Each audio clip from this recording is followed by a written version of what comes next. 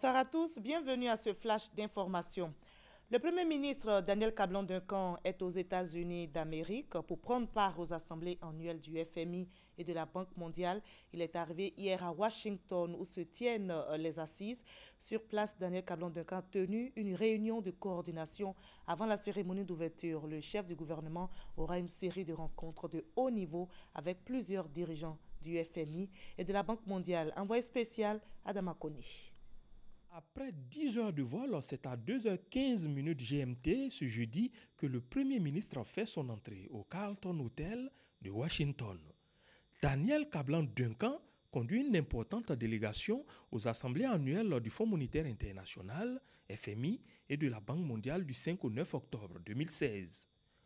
Aussitôt a-t-il déposé ses valises qu'il entame une séance de travail avec les membres de la délégation, dont les ministres Jean-Claude Oubrou, Rémi Alakwadio et Adama Kone.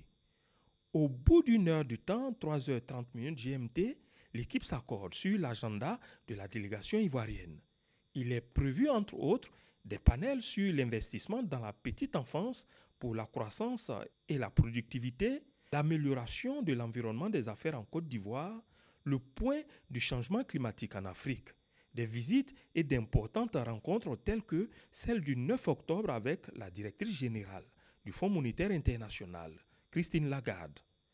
Les assemblées annuelles du FMI et de la Banque mondiale sont un rendez-vous des dirigeants du monde et experts en économie pour traiter des grandes questions de développement et de la lutte contre la pauvreté.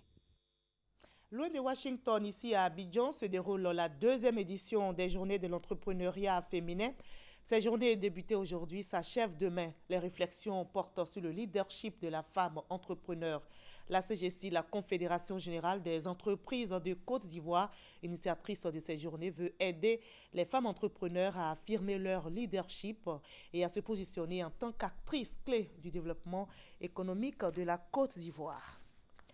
Le gouvernement américain et le Programme alimentaire mondial décaissent 21 milliards de francs CFA pour soutenir les cantines scolaires des régions du nord et de l'ouest ivoirien. Environ 613 écoles primaires publiques vont bénéficier de ce fonds.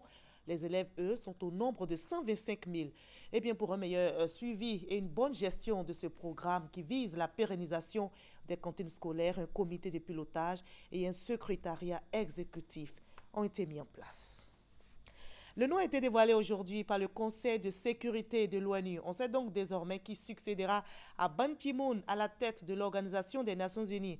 Il s'agit d'Antonio Guterres, ancien Premier ministre portugais dans les années 90. Il fut pendant 10 ans à la tête du Haut Commissariat aux réfugiés. Antonio Guterres qui a reçu le soutien unanime des 15 membres du Conseil de sécurité pour succéder à Ban Ki-moon au poste de secrétaire général de l'ONU en janvier 2017 doit encore être approuvé par l'Assemblée générale, mais ce qui devrait être une formalité avant donc d'entrer en fonction le 1er janvier prochain.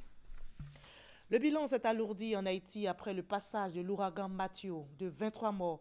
Il est passé à au moins 108 morts. Les autorités ont donc été obligées de reporter les élections présidentielles et législatives qui devraient se tenir dimanche. Matthew s'oriente maintenant vers les États-Unis et dans l'État de Floride, plus de 2 millions d'habitants ont été évacués. En sport, football, les éléphants de Côte d'Ivoire sont arrivés aujourd'hui à Bouaké où ils affronteront samedi, donc après-demain, les Aigles du Mali pour la première journée des éliminatoires du mondial Russie 2018. Et nous aurons dans le 20h un dossier, il portera sur la labellisation de l'Atiéké. Nous parlerons des enjeux pour la Côte d'Ivoire. Bien sûr, nous allons nous pencher sur les avantages pour les producteurs, les industriels et de façon générale ce que gagne notre pays à protéger la marque Atiéké. À tout à l'heure à 20h.